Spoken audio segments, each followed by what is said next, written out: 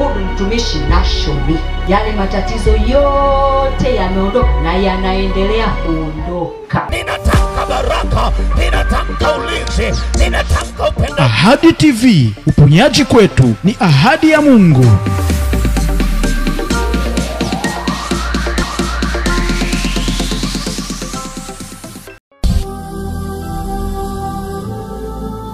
Bwana Yesu asifiwe, mtazamaji unayotutazama kupitia Ahadi TV, channel yetu maalum kabisa ya kanisa la Lango la Ahadi. Ubarikiwe kwa kuungana nasi katika ibada yetu ya leo kupitia mtumishi wa Mungu Mchungaji Nashoni Imani. Nguvu ya Mungu itaenda kubadili maisha yako. Ikiwa ni mgonjwa, mlemavu, umefungwa na nguvu za giza, ama uko na tatizo lolote, hakika leo ni siku yako. Endelea kuambatana na sisi kuanzia mwanzo mwa ibada hii mpaka hapo tutakapokuwa tukihitimisha ibada yetu.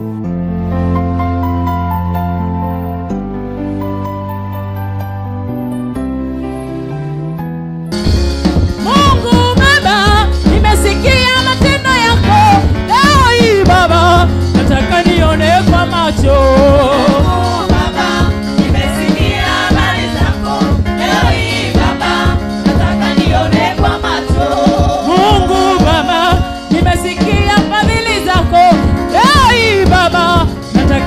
Shuhudie Mungu Baba, nimesikia habari zako.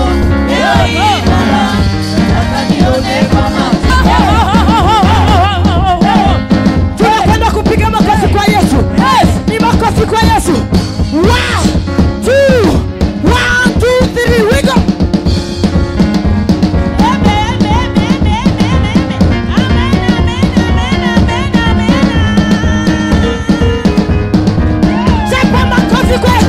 Piga makofi, piga makofi, piga makofi, piga makofi, piga makofi, piga makofi, piga makofi, piga makofi, piga makofi, piga makofi, piga makofi, piga makofi. 1 2 3 turn.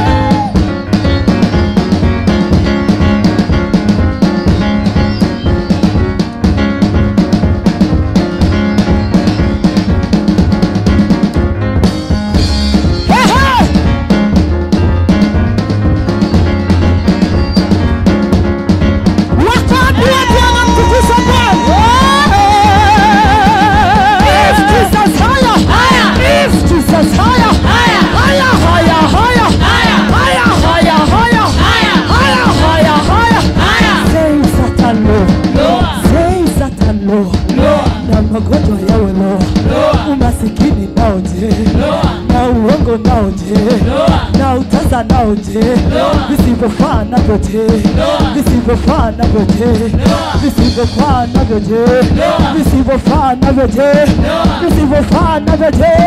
1 2 3 turn. Zungusha, zungusha.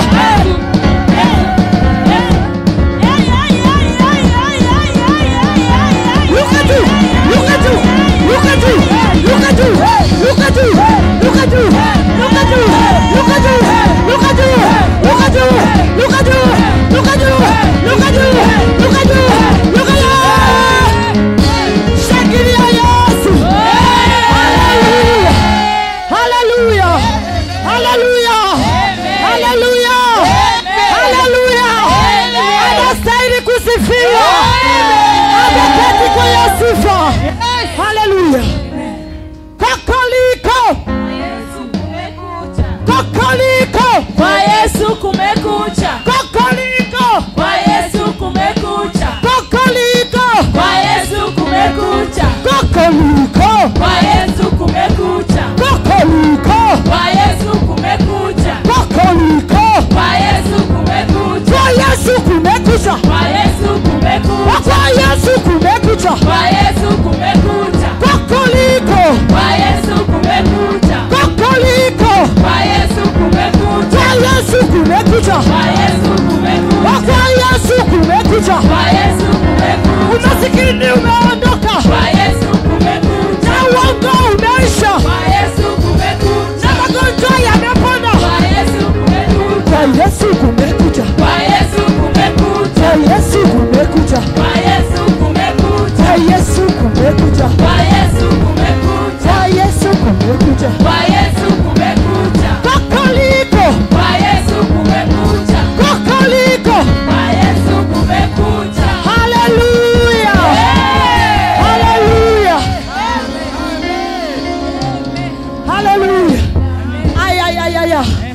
Hayo makofi hayatoshi Bwana. Acha siasa zako. Haleluya. Yapo mengi Yesu amekufanyia wewe. Vipo vitu vingi Yesu amekutendea wewe. Wapo maadui Yesu amekupigania wewe uwe chini. Zipo kifo kimekuacha wewe. Upo utasa umeondoka wewe. Upo umasikini uliosemewa umeandika wewe. Haleluya. Unaweza ukamshangilia Yesu kwa makofi yako. Shangilia tu Yesu.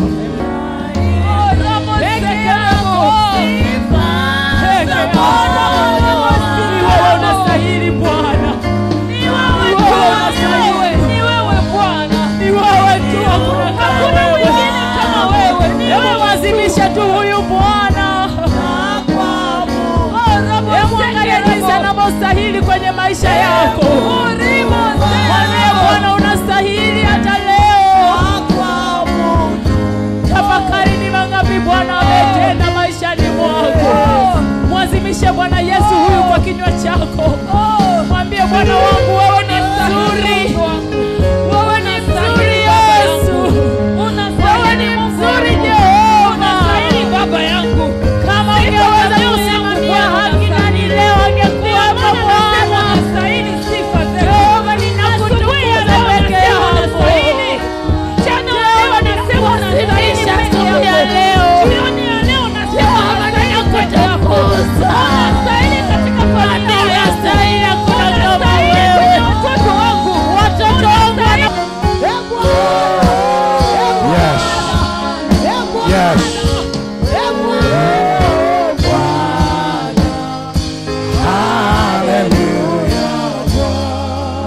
Yes. Lege mano sama mamoria. Lege de bezuto bayano zika mana musaka mana nizi. Lege doza pakoria. Unaweza kunena kwa lugha, nena kwa lugha. I see the presence of God. Ninaona malaika wa Bwana wakipita wanaweka mikono juu ya watu. I see this presence. Ninaiona neema ya ajabu ambayo haijawahi kutokea. Bwana ameiachilia juu yetu. Rana baba baba baba baba. Rana baba baba baba baba. Rana baba baba baba. Rana baba baba baba. Rana baba baba baba. Rana baba baba baba. Raba baba baba. Raka baba baba. Raka baba baba. Raka baba baba. Raka baba baba. Raka baba baba. Raka baba baba. Raka baba baba.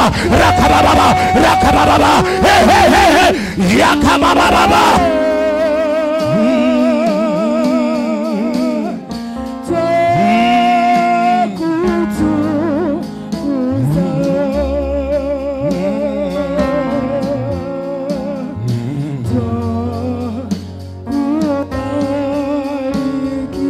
Receive your portion. Receive your portion. Receive. Wewe pokea sehemu yako. Pokea. Nataka nikwambie maandiko yanasema maandalio ya moyo ni mwanadamu, lakini jawabu la ulimi linatoka kwa Bwana. Wewe uliyefungua moyo, Bwana anakutembelea. Bwana anakutembelea. Bwana anakutembelea. Yesu anatembea tena. Tukutukuza Bwana.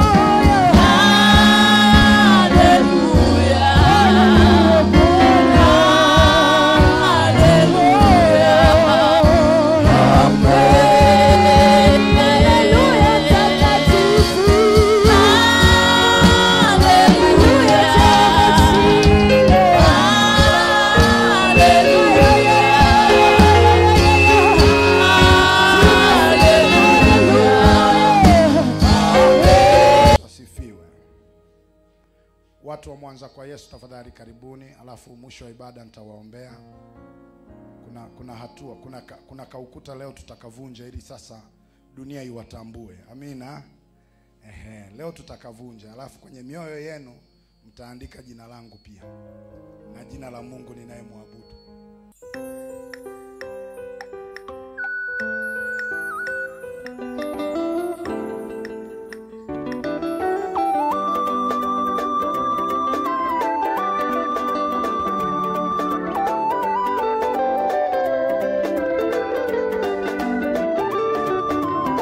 Watu wa Mungu tujiadharini, dunia imekwisha, maovu mengi yanaongezeka, watu wameharibika. Watu wa Mungu tujiadharini, dunia imekwisha, maovu mengi yanaongezeka, watu wameharibika. Upendo kwa watu umepotea, watu wanauana kama wanyama. Upendo sasa uko wapi?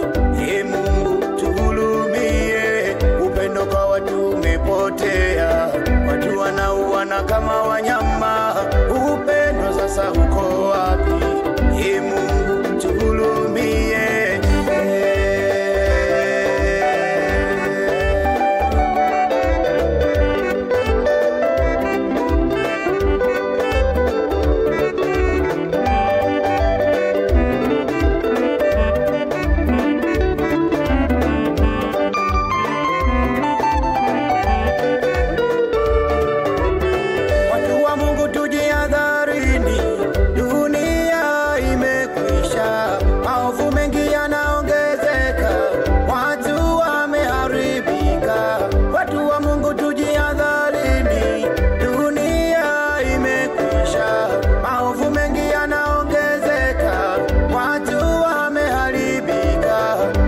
Kwa watu umepotea, watu wanauana kama wanyama.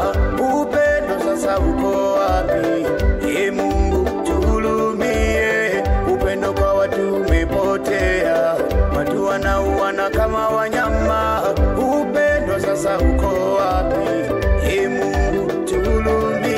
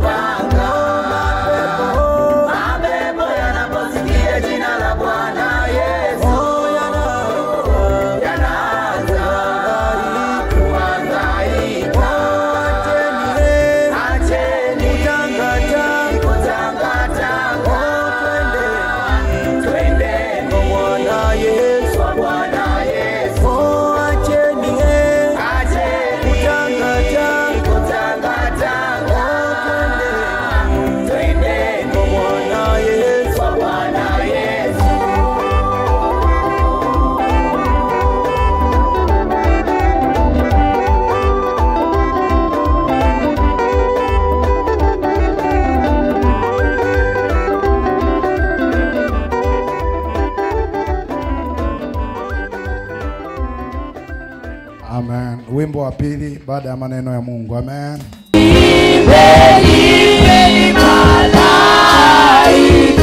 Sifa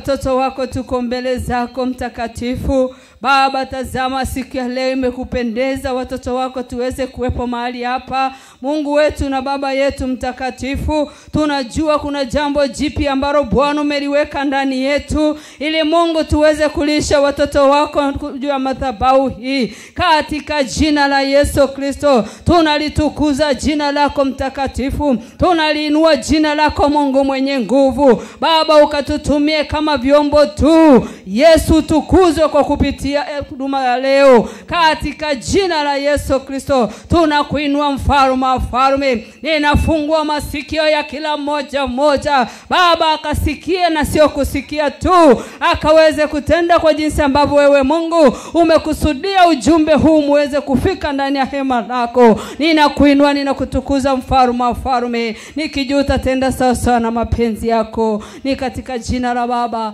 la Mwana na Roho Mtakatifu, mtu mmoja aseme amen. Asante, praise Mungu awabariki. Bwana Yesu asifiwe kanisa. Bwana Yesu asifiwe kanisa. Msinifurahie mimi, bali furahie neno la Mungu. Bwana Yesu asifiwe. Msije tukawa kama kuna wakati wa kusifa kuna mtu anasinzia. Si ndio jamani? Hebu na sasa hivi wakati wa neno asiwepo wa kusinzia kwa jina la Yesu. Maana unaweza ukasinzia kumbe ujumbe ni wako. Bwana Yesu asifiwe. Kama jinsi ambavyo nimetangulia kujitambulisha kwamba kwa majina yangu naitwa Raeli Thomas Ogunya, nimeokoka na mpenda Yesu. Sasa ni wakati ambao nimekaribishwa kwenye madhabahu hii kwa ajili ya kufundisha maneno ya Mungu, yale ambayo Mungu amekusudia tuweze kuyasikia siku ya leo. Bwana Yesu asifiwe. Bwana Yesu asifiwe kanisa. Wamama vigelegele kwa Yesu. Amina. Nawapenda sana wanawake. Somo letu la leo linasema jinsi ya kuishi ndani ya kusudi la Mungu.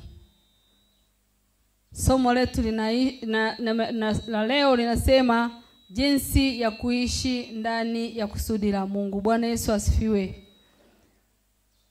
Tafuta Mungu kwa bidii na kwa moyo wako wote. Bwana Yesu asifiwe kanisa. Tumtafute Mungu kwa bidii na kwa moyo wote. Maana tukimtafuta Mungu kwa bidii, Mungu wetu ni mshindi. Mungu wetu ni mkuu. Mungu wetu anainua. Mungu wetu anatutoa hatua kwenda hatua nyingine. Bwana Yesu asifiwe kanisa. Yaani kwa akili zangu, kwa nguvu zangu na kwa uweza wangu, isingekuwa rahisi kusimama kwenye madhabahu na kuhudumia hadhara kama hii. Bwana Yesu asifiwe.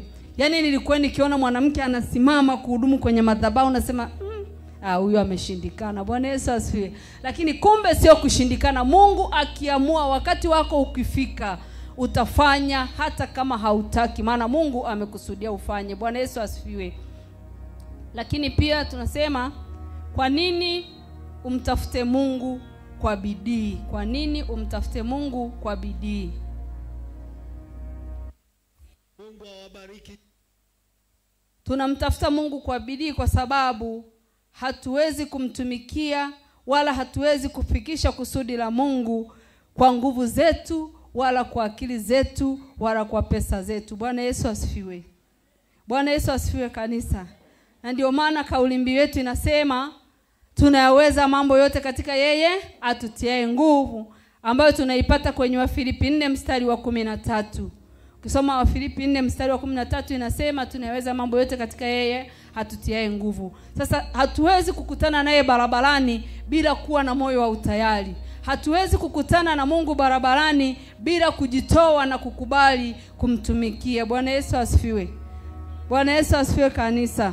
Kwa hiyo tunatakiwa kumtumikia Mungu kwa viango vya namna tofauti, kila mtu kadiri ambavyo Mungu anampa neema ya kumtumikia. Mungu akikupa neema ya kusimama madhabahuni, simama madhabahuni. Mungu akikupa neema ya kusafisha choo, safisha choo. Mungu akikupa neema ya kusafisha kanisa, safisha kanisa. Na unapofanya usijikatie tamaa kusema kila siku ni mimi nafanya. Bwana Yesu asifiwe. Wewe fanya tu. Yaani wewe kuwa mwaminifu tu. Kama Mungu amekwambia futa viti, futa. Bwana Yesu asifiwe.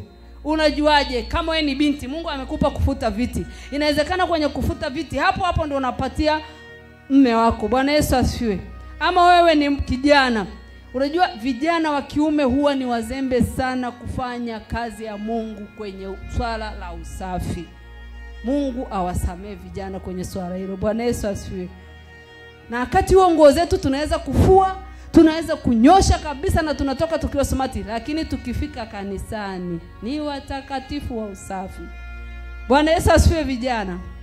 Bwana Yesu asifiwe vijana, mpo? Naomba awe kijana, awe binti, aangalie na muulize Mungu, nafasi yangu ni ipi? Na Mungu akikuambia nafasi yako ni ya usafi, usikatae. Bwana Yesu asifiwe. Kwenye usafi hapo hapo kuna namna ambavyo Mungu atakuinua tena kwenda viwango vingine. Hebu tuangalie Yeremia 29 mstari wa 13. Mungu linasema, Ndio. nanyi mtanitafuta na kuniona mtakaponitafuta kwa moyo wenu wote. Bwana Yesu asifiwe. Neno la Mungu linasema tutakapomtafuta kwa moyo wetu wote ndipo tutakapomuona.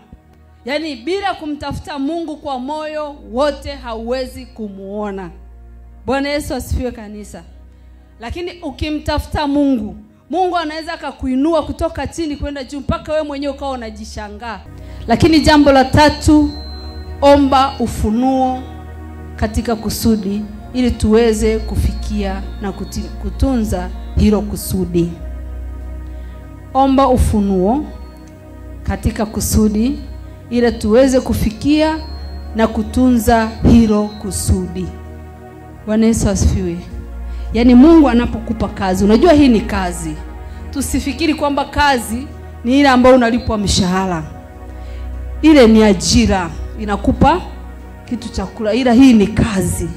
Mungu anapokupa kazi, yani anapokupa hii kazi kwamba uisimamie, amekupa mwenyekiti, amekupa kufuta viti. Omba Mungu sana, omba Mungu sana ili akupe uwezo wa kutunza. Bwana Yesu asifiwe. Akupe uwezo wa kutunza kile ambacho amekuagiza kukifanya, kile ambacho amekutuma, maana iko siku atakudai. Omba tu. Bwana Yesu asifiwe kanisa. Usipokuwa na uwezo wa kutunza, iko siku Mungu atakudai. Kwa hiyo na wewe unaweza ukashangaa. Unaambiwa kufanya kazi, unafikiria, yani mimi kwa mfano sasa unajikuta labda wewe ndiye mtumishi wa serikali.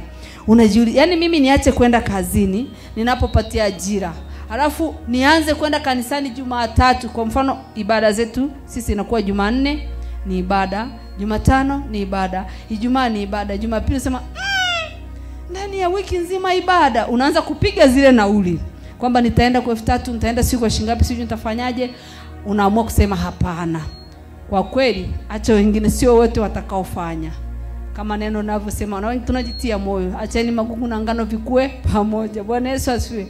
Lakini kumbe haujui kwamba Mungu siku akiamua kuchukua hizo nauli zako, dakika hii moja unalipa mara 5 hata mara 100, na unaweza ukashindikana kabisa ukaondoka kwa sehemu ndogo sana.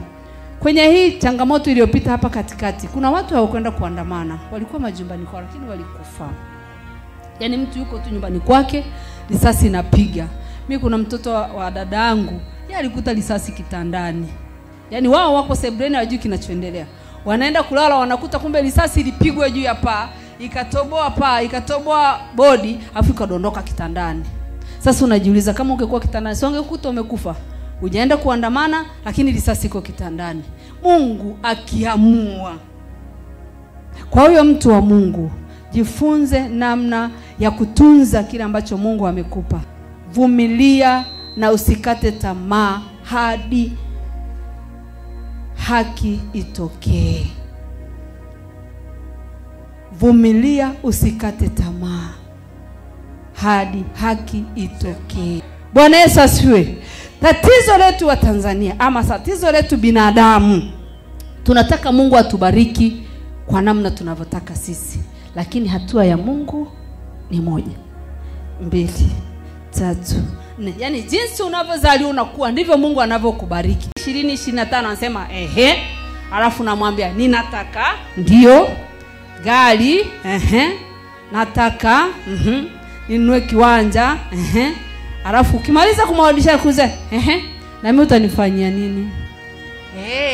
Sasa wewe unataka mimi nikubariki tu, na wakati kuna watu wengine wanafanya sijawabariki. Bwana Yesu asifiwe. Kwa hiyo lazima na yeye achunguze aone, huyu anayetaka gari nikimpa atalitumiaje? Huyu anayetaka kiatu kama malapa tu ni shida. Kisa yametoka ya elfu, kuna maviatu fulani vijana wanavaa 35, kiliangalia unajiuliza hivi kweli anunua 35 au waliandika 3500? Mimi sikuona vizuri. Unajiuliza yani unashangaa, lakini sasa Mungu anajiuliza huyu alikuwa na ndara ikawa shida. Sasa mbona mimi nikimwagiza mambo yangu afanye? Imani yako inatakiwa iende zaidi ya vyote. Yani imani yako iingie ndani zaidi. Uamini kwamba Mungu anaweza. Usione kama amechelewa. Yeye ni Mungu wa utaratibu. Ni Mungu wa nyakati, ni Mungu wa majira. Hawezi kukupa kuvuna na wakati ni wakati wa kupanda. Nani aliyekupandia? Bwana Yesu asifiwe. Bwana Yesu asifiwe kanisa. Ili Mungu akupe kuvuna ni wakati wa mavuno. Ukifika kupanda, ukapande. Ili kuvuna, uende kuvuna. Yaani wewe unataka uvune pasipo kupanda. Hiyo kanuni haipo kwa Mungu. Kanuni ya Mungu, unapanda, unavuna. Unapanda, unavuna. Bwana Yesu asifiwe. Yesu asifiwe. Mwambie Mungu niondolee huo mlima. Lakini jambo jingine, uhusiano wa kusudi la Mungu ndani yako na ukili wako. Uhusiano wa Mungu ndani yako. Yaani unaweza ukaomba sana lakini hauna uhusiano mzuri na Mungu. Yaani kama huna uhusiano na Mungu, Mungu anakutafuta kila nafasi, hakuoni. Yaani wewe unaomba lakini Mungu akiangalia, akitafuta kwenye masemasi, haupo. Akitafuta usafi chooni, haupo. Akitafuta kutegemeza mchungaji, haupo. Yaani haupo kabisa. Hauna uhusiano na Mungu. Lakini ili Mungu pia aweze kufanya na aweze kufikisha kusudi, ni pale ambapo wewe unapokuwa na uhusiano mzuri na Mungu. Uwe na uwezo wa kuomba, kusoma neno, kujizuia, lakini wewe ukili kuwa inawezekana. Uwezo wa kuomba uwe nawe, uwezo wa kukiri kwamba inawezekana uwe nao. Ukisha mambo yote yanawezekana. Angalia katika Mithali 18:21.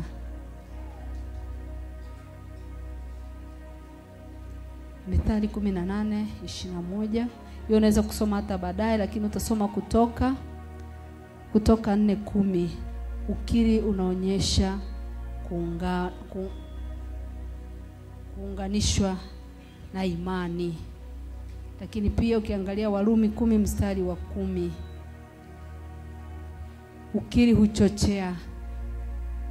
Ukiri huchochea au huzima au huondoa chauku. Yaani usipokuwa na ukiri unaweza ukakoswa uchochezi ndani yako, unaweza ukakuondolea. Lakini pia ukikiri unaweza ukapata uchochezi wa kuweza kuingia kwenye maombi, ya kuweza kuamini kwamba Mungu anaweza, ya kuweza kuamini na kuzijua ahadi za Mungu zote. Ukiri unyenyekesha kabisa. Acha kujichukua kuwa wewe ni mtu wa kawaida. Usijione kwamba wewe ni mtu wa kawaida, yani haufai. Yani wewe jikubali kwanza wewe mwenyewe. Jikubali wewe mwenyewe, jitafakari. Jua wewe ni wa thamani mbele za Mungu. Ndio maana bado upo. Tukifikiri kabisa maisha yetu kwamba hata sisi wenyewe watoto ambao tumewazaa wengine hawapo. Kuna watu ambao tumesoma nao wengine hawapo. Kuna wengine tumekuwa pamoja hawapo. Dada zetu, kaka zetu hawapo. Kwani wewe wao umekosa nini kwa Mungu? Bwana Yesu asifiwe. Kwa nini wewe uwepo? Wewe ni wa thamani sana. Wewe ni wa thamani sana. Bwana Yesu asifiwe. Wewe ni wa thamani sana. Mungu anakupenda. Mungu anakuwazia mema. Mungu anakujua hata kabla kuumbwa tumboni mwa mama yako. Alikutakasa, alijua kuna chombo changu kinakuja. Kuna chombo changu kinatakiwa kiwepo. Haijalishi utakuwa Msoma, haijalishi utakuwa Mwanza, haijalishi utakuwa wapi. Kama wewe ni mtumishi, popote pale utakapokuwa, Mungu atakutumia kama jinsi anavyopenda. Bwana Yesu asifiwe. Bwana Yesu asifiwe kanisa. naomba mimi niishie hapo. Tutaendelea kufundishana tena tukipata kibali mbele za Mungu. Tutakuwepo mahali hapa. Niwashukuru kwa namna ambavyo mchungaji ulitukubalia kuwepo mahali hapa. Kwa kweli tulipokupigia simu, yani ulionyesha shauku, yani kama vile ulikuwa unatamani siku moja tukwambie hilo jambo. Bwana Yesu asifiwe. Yani unajua kuna mtu ukimwambia hivi, kuna wengine nikwambie tukiwapigia simu, baba tunaomba tuje kufundisha, tunaomba tuje tuwaonane na wamama wenzetu wajue, na huko kuna wamama wengine hapo wanatumika na kwambia wiki hii tuna harusi, tutakwambia mnasubiri mwezi unaisha, siku mkipiga tena yani tuna harambee. Jamani, sisi hatuhitaji chochote, sisi tunataka tuje tuwaone wanawake wenzetu. Bwana Yesu asifiwe. Na wao wajue na sisi tupo huko tulipo tunamtumikia Mungu. Lakini unakuta mtu lakini nilipokuambia ulikubali. Mungu akubariki sana, na tunaomba tena wakati mwingine tukipata neema mahali hapa, hata ikibidi tukawa na kasemi na hata siku 2 eti mama tunataka kasemi na siku 2 hivi, sisi tunakuja tu tunapiga. Hatuhitaji chochote, yani sisi tunataka kuleta kile ambacho Mungu ameweka kwenye mioyo yetu, kulisha wanawake wengine, kuwatia ujasiri. Make haujui, nani ajuae, inawezekana kesho ama kesho kutu akatoka humu kiongozi wa taifani na akiambiwa hana ujasiri. Sasa tukija sisi hivyo, mwenye shauku anaanza kutamani, natamani niongee kale kama mama, mbona kenyewe kana vuruga pale. Bwana Yesu asifiwe. Kenyewe ni kanani. Bwana Yesu asifiwe. Sasa tukija hivi tunawajengea ujasiri, si ndio wapendwa? Mnapata ujasiri, tusiwe na mazoea. Kwa hiyo wakati mwingine tukipata neema, tunaomba tena mtuite, sisi tuko tayari wakati wote, wakati unafaa na wakati usiofaa.